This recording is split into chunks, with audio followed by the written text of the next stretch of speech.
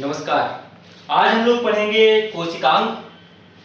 पिछले लेक्चर में मैंने दो डायग्राम्स बनाए थे, वनस्पति कोशिका और जंतु कोशिका। उसके अंतर्गत जो संरचनाएं दिखाई थी उनके बारे में एक विवेचन किया था। आज यहाँ पर सभी संरचनाओं के बारे में मैंने डिटेल लिखा है। इनको आप जो इम्पोर्टेंट है एग्जामिनेशन व्यू ऑफ पॉइंट्स है वो सारे पॉइंट्स मैंने यहाँ पर लिख दिए हैं। तो इस टॉपिक में हम चीजें कवर कर लेंगे। तो सबसे पहले है कोशिका भित्ति, सेल वॉल।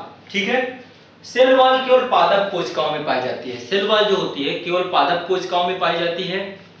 इसका निर्माण, सेल वॉल का निर्माण प्रोटोप्लाज्म जीव द्रव्य के स्रावण के कारण से होता है। वहां से जो स्रावित पदार्थ होता है ना, जीव द्रव्य से, जीव द्रव्य प्रोटोप्लाज्म, इससे स्रावित जो पदार्थ होता है उससे सेल्यूलोज, ठीक है, उससे जो है सेल वॉल का निर्माण होता है।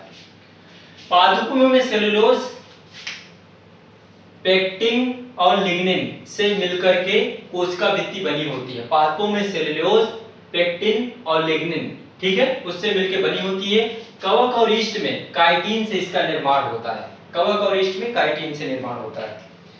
मैंने पिछले लेक्चर में आपको बताया था कि कोशिका भित्ति के तीन परतें होती है, तीन लेयर्स होती हैं, 3 लेयर्स, प्राथमिक परत, द्वितीयक परत और तृतीयक परत। दो कोशिकाओं के बीच, दो वनस्पति कोशिकाओं के बीच, जिनकी सबसे बाह्य परत कौन सी है? कोशिका भित्ति। प्राथमिक परत के बीच, दोनों कोशिकाओं के प्राथमिक परत के बीच एक मध्य पटल पाया जाता है जो कि सीमेंट की तरह कार्य करता है। जब कोशिका परिपक्व हो जाती है, तो मध्य पटल घुल जाता है, जिसके कारण से कोशिका ढीली हो जाती है। ठीक है, जिसके कारण से कोशिका ढीली हो जाती है। यही कारण है कि कच्चे फल कड़े होते हैं और पके फल मुलायम हो जाते हैं। क्यों? क्योंकि जब धीरे धीरे जो कच्चा फल है वहां पर क्या है, मध्य पटल अभी काफी मजबूती से कोशिकाओं को आपस में बांध के रखा हुआ है। धीरे धीरे क्या होता है, मध्य पटल घुल जाता है, जिसके कारण से कोशिकाएं ढीली हो जाती हैं और जो फल होते हैं वो मुलायम हो जाते हैं। प्रश्न पूछा गया है, इसलिए मैंने कहा कि यहाँ पर डिस्क्राइब करना जरूरी है। नेक्स्ट है प्लाज्मा झिल्ली, प्लाज्मा मेम्ब्रेन। ये प्रत्येक कोशिका में उपस्थित होती है। ठीक है, कोशिका द्रव्य की बाह्य सीमा है। कोशिका द्रव्य जंतु कोशिका में ये सबसे बाहरी परत होती है। वनस्पति कोशिका में दूसरी लेयर होती है। पहले वनस्पति कोशिका में सबसे बाहर क्या होता है? कोशिका भित्ति, सेल वॉल। उसके बाद जो है प्लाज्मा झिल्ली होती है। लेकिन जंतु कोशिका की सबसे बाह्य परत कौन सी होती है? प्लाज्मा झिल्ली। ठीक है, और जो जीव द्रव्य प्रोटोप्लाज्म होता है उसकी जो है ये सबसे बाह्य सीमा होती है। इसका मुख्य कार्य क्या है? विभिन्न प्रकार के अणुओं और आयनों को नियंत्रित करना। विभिन्न प्रकार के अणुओं और आयनों को अंदर आने जाने से नियंत्रित करना। ठीक है, प्लाज्मा झिल्ली वसा एवं प्रोटीन से मिलकर बनी होती है। प्लाज्मा झिल्ली वसा और प्रोटीन से मिलकर बनी होती है। प्रश्न पूछा गया है। नेक्स्ट है जीव द्रव्य प्रोटोप्लाज्म। प्रोटोप्लाज्म ये कोशिका के अंदर का संपूर्ण पदार्थ जीव द्रव्य कहलाता है। ठीक है, कोशिका के अंदर का संपूर्ण पदार्थ जीव द्रव्य कहलाता है। जीवों में होने वाली समस्त जैविक क्रियाएं जीव द्रव्य में ही संपन्न होती हैं। जीवों में होने वाली समस्त जैविक क्रियाएं जीव द्रव्य में ही संपन्न होती हैं। इसलिए जीव द्रव्य को जीवन का भौतिक आधार कहते हैं। ठीक है, इसलिए इसे जीवन का भौतिक आधार कहते हैं। जीव द्रव्य रंगहीन अर्धपारदर्शक तरल पदार्थ है। इसमें इसे जो है क्रिस्टल कोलाइड घोल कहते हैं। क्रिस्टल कोलाइड घोल, दो शब्द हैं, एक तो क्रिस्टल, दूसरा कोलाइड। क्रिस्टल घोल क्या है? क्रिस्टल घोल इसमें जो है 60 से 80% जल होता है। ठीक है, जिसमें अकार्बनिक और कार्बनिक पदार्थ घुले रहते हैं। ठीक है, जीव द्रव्य में घुलित अनेक पदार्थ आयन एवं अणुओं के रूप में रहते हैं। इन्हें कोलाइड घोल कहते हैं। ठीक है, इन्हें क्रिस्टल घोल कहते हैं। जैसे कि शुगर हो गई, सॉल्ट यानी नमक, खनिज लवण, ये सब चीजें जो हैं जल में कार्बनिक और अकार्बनिक पदार्थ जो है घुले रहते हैं। तो इस प्रकार से इन्हें क्रिस्टल घोल कहते हैं। दूसरा टर्म्स है इसमें कोलाइड शब्द। कोलाइड का मतलब क्या है? जीव द्रव्य में घुले हुए अनेक कार्बनिक पदार्थ जैसे कि प्रोटीन, वसा के अणुओं से, ठीक है, ये अणु क्या होते हैं? आपस में समूहों के रूप में होते हैं, अणु समूहों के रूप में आपस में जुड़े होते हैं। ठीक है, जिन्हें कोलाइड्स कहते हैं। इसलिए जीव द्रव्य को क्रिस्टल कोलाइड्स घोल कहा जाता है। ठीक है, इसलिए जीव द्रव्य को क्रिस्टल कोलाइड्स घोल कहा जाता है। जीव द्रव्य में लगभग 30 तत्व पाए जाते हैं, 30 तत्व इसमें घुले होते हैं। जीव द्रव्य एक जटिल मिश्रण है, जीव द्रव्य एक जटिल मिश्रण है जिसमें oxygen 62%, oxygen 62%, carbon 20%, hydrogen 10%, nitrogen 8% के अनुपात में होती है। इसके अलावा और भी बहुत सारी चीजें, सोडियम, मैग्नीशियम, ठीक है, वो सारी चीजें भी पाए जाते हैं। ठीक है, तो इस तरीके से जीव द्रव्य के बारे में कुछ जानकारी है। यहाँ पर मैंने जीव द्रव्य के भौतिक गुण भी बताए हैं और रासायनिक गुण भी बताए हैं। भौतिक गुण के अंतर्गत रंगहीन, अर्धपारदर्शक, तरल पदार्थ, क्रिस्टल कोलाइड, ठीक है, और रासायनिक गुण के अंदर एक जटिल मिश्रण जिसमें इसमें ऑक्सीजन, कार्बन, हाइड्रोजन, नाइट्रोजन, इनका जो है एक रेशियो होता है। लगभग 30 तत्व इसमें पाए जाते हैं। नेक्स्ट है रिक्तिका।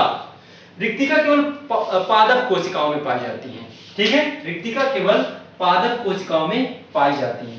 रिक्तिका के चारों तरफ, रिक्तिका के चारों तरफ कोशिका द्रव्य की एक पतली परत, कोशिका द्रव्य की एक पतली परत एवं झिल्ली होती है। कोशिका द्रव्य की एक पतली परत और झिल्ली के रूप में पाई जाती है जिसे टोनोप्लास्ट कहते हैं, टोनोप्लास्ट, ठीक है, जिसे टोनोप्लास्ट कहते हैं। रिक्तिका के अंदर, वैक्यूल्स के अंदर रिक्तिका रस पाया जाता है, ठीक है। Next, ribosomes. राइबोसोम्स, इसकी खोज पैलाडे ने की थी, पैलाडे ने की थी 1955 में।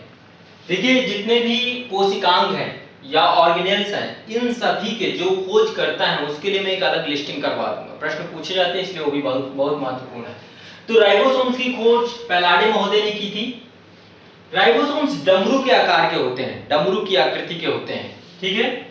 ये राइबोन्यूक्लिक अम्ल यानी आरएनए और प्रोटीन से मिलकर बने होते हैं, ठीक है, और अंतःप्रदपी जालिकाएं, एंडोप्लाज्मिक रेटिकुलम, इसमें ये जुड़े रहते हैं, या फिर माइटोकॉन्ड्रिया, हरित लवक या केंद्रक में भी पाए जाते हैं। माइटोकॉन्ड्रिया, हरित लवक या केंद्रक में भी पाए जाते हैं, ठीक है। इनका मुख्य कार्य क्या है? अमीनो अम्ल के द्वारा प्रोटीन का संश्लेषण करना, अमीनो अम्ल के द्वारा प्रोटीन का संश्लेषण करना राइबोसोम्स का मुख्य कार्य है, ठीक है। आकार एवं अवसादन गुणांक के आधार पर, आकार एवं अवसादन गुणांक के आधार पर राइबोसोम्स को दो भागों में, दो प्रकार में बांटा जाता है। नंबर 1 70S यानी 70S, नंबर 2 80S, ठीक है। 70S क्या है? अवसादन गुणांक है, ठीक है। ये आकार में छोटे होते हैं, ये माइटोकॉन्ड्रिया, क्लोरोप्लास्ट या बैक्टीरिया आदि में 70S प्रकार के राइबोसोम्स पाए जाते हैं। इसके अतिरिक्त 80S जो होते हैं, अवसादन गुणांक क्या है? 80S, आप इसको इस तरीके से लिखेंगे, मैं यहाँ पे 70S, ठीक है, 70S, और इसी तरीके से यहां पर आप लिखेंगे 80S।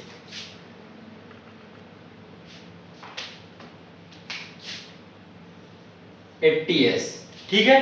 तो जो 80S होते हैं ये आकार में बड़े होते हैं, ये विकसित पौधों और जंतु कोशिकाओं में पाए जाते हैं, ठीक। नेक्स्ट है माइटोकॉन्ड्रिया, बहुत इंपॉर्टेंट। खोज किसने की? कोलिकर महोदय ने, कई बार प्रश्न पूछा गया है। कोलिकर महोदय ने माइटोकॉन्ड्रिया की खोज की। इसे कोशिका का पावर हाउस कहा जाता है, कोशिका का पावर हाउस कहा जाता है। पावर हाउस क्यों कहा जाता है माइटोकॉन्ड्रिया को? क्योंकि यहाँ पर सभी खाद्य पदार्थों जैसे कि कार्बोहाइड्रेट, वसा, प्रोटीन, इनका ऑक्सीकरण होता है, जिसके कारण से एटीपी के रूप में ऊर्जा उत्पन्न होती है, ठीक है।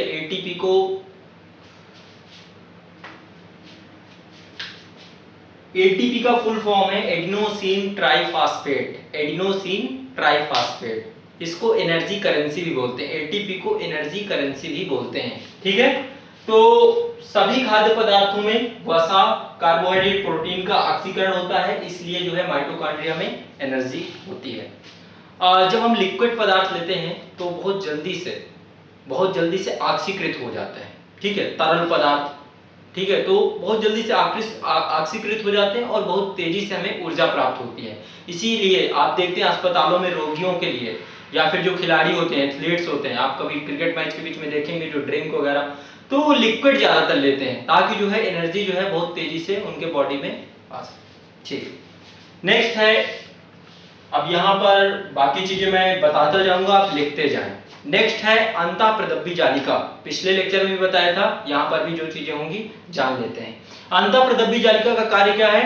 केंद्रक द्रव्य एवं कोशिका द्रव्य के बीच संबंध स्थापित करना। केंद्रक द्रव्य और कोशिका द्रव्य के बीच संबंध स्थापित करना। राइबोसोम्स अंतःप्रदब्बी जालिकाओं में चिपके होते हैं, ठीक है, अंतःप्रदब्बी जालिकाओं में चिपके होते हैं। पिछले वीडियो में आप एक बार देख सकते हैं। कुछ राइबोसोम्स अंतःप्रदब्बी जालिकाओं में जिनमें चिपके होते हैं उन्हें कड़कीय अंतःप्रदब्बी जालिकाएं कहते हैं। कड़कीय अंतःप्रदब्बी जालिकाएं, इनकी सतह खुरदुरी होती है। इनकी सतह कैसी होती है? खुरदुरी होती है, ठीक है। इनमें राइबोसोम्स उपस्थित होता है। ये प्रोटीन संश्लेषण में भाग लेती हैं। जिन अंतःप्रदब्बी जालिकाओं के ऊपर राइबोसोम्स होते हैं वो प्रोटीन संश्लेषण में भाग लेती हैं। इसके अतिरिक्त कुछ अंतःप्रदब्बी जालिकाएं ऐसी होती हैं जिनमें राइबोसोम्स नहीं होते। इन्हें सपाट अंतःप्रदब्बी जालिका या स्मूथ एंडोप्लाज्मिक रेटिकुलम कहते हैं, ठीक है। इनकी बाह्य कला जो होती है वो चिकनी होती है, सपाट होती है, और ये इनमें राइबोसोम की उपस्थिति के कारण इसमें प्रोटीन संश्लेषण नहीं होता है, ठीक है। नेक्स्ट है लाइसोसोम। लाइसोसोम केवल जंतु कोशिकाओं में पाया जाता है। लाइसोसोम केवल जंतु कोशिकाओं में पाया जाता है। इसमें अनेक एंजाइम्स पाए जाते हैं जो अम्लीय अपघट्य होते हैं। इसमें अनेक एंजाइम्स पाए जाते हैं जो अम्लीय अपघट्य होते हैं, एसिड, ठीक है, एसिटिक होते हैं। लाइसोसोम के जो एंजाइम्स हैं, कभी कभी लाइसोसोम के एंजाइम्स विभिन्न कारणों से जब रिलीज होते हैं, लाइसोसोम से बाहर निकलते हैं, तो कोशिका के अंतर्गत विभिन्न पदार्थों का विघटन कर देते हैं, ठीक है, विभिन्न पदार्थों का विघटन कर देते हैं, और यहाँ तक कि कोशिका का विखंडन भी हो जाता है। तो इसलिए लाइसोसोम को आत्महत्या की झिल्ली कहते हैं, ठीक है, सुसाइडल बैग, ठीक है, आत्महत्या की झिल्ली या कोशिका का आत्मघाती दस्ता लाइसोसोम की, क्योंकि इसमें बहुत सारे एंजाइम्स, एसिड्स पाए जाते हैं जो कि कोशिका के विभिन्न पदार्थों का विघटन कर देते हैं, ठीक है। तो इस तरीके से इस लेक्चर में मैंने जो चीजें बताई हैं ये सारी इंपॉर्टेंट हैं, प्रश्न पूछे जा चुके हैं। नेक्स्ट लेक्चर में हम केंद्रक के बारे में पढ़ेंगे, थोड़ा डिटेल जानकारी। केंद्रक के अलावा कुछ एक और चीजें आप पढ़िए, तारकाय, ठीक है, सेंट्रीसोम। तारकाय यानी सेंट्रीसोम, ये मुख्य रूप से जंतु कोशिका में पाया जाता है। तारकाय जो है, सेंट्रीसोम, मुख्य रूप से जंतु कोशिका में पाया जाता है। इसका मुख्य कार्य क्या होता है? कोशिका विभाजन में सहायता करता है, कोशिका विभाजन में सहायता करता है। तो इस तरीके से जो है यहाँ पर एक कोशिका भित्ति, प्लाज्मा झिल्ली, जीव द्रव्य, प्रोटोप्लाज्म, रिक्तिका, राइबोसोम्स, माइटोकॉन्ड्रिया, ठीक है। इसके अलावा जो है एंडोप्लाज्मिक रेटिकुलम, अंतःप्रदब्बी जालिका, लाइसोसोम, तारकाय, इन सब के बारे में एक जो है डिटेल जानकारी मैंने आपको जो एग्जाम के लिए इंपॉर्टेंट है वो दी। नेक्स्ट वीडियो में हम लोग जो है लवक यानी प्लास्टिड और केंद्रक, उसके अंतर्गत वर्णी लवक, अवर्णी लवक, क्लोरोप्लास्ट, उनके बारे में जानेंगे, और केंद्रक के बारे में गुणसूत्र, डीएनए, उसके बारे में जानेंगे। इसके बाद कोशिका विभाजन का एक और लेसन होगा, इसके बाद कोशिका का चैप्टर कंप्लीट, ठीक है।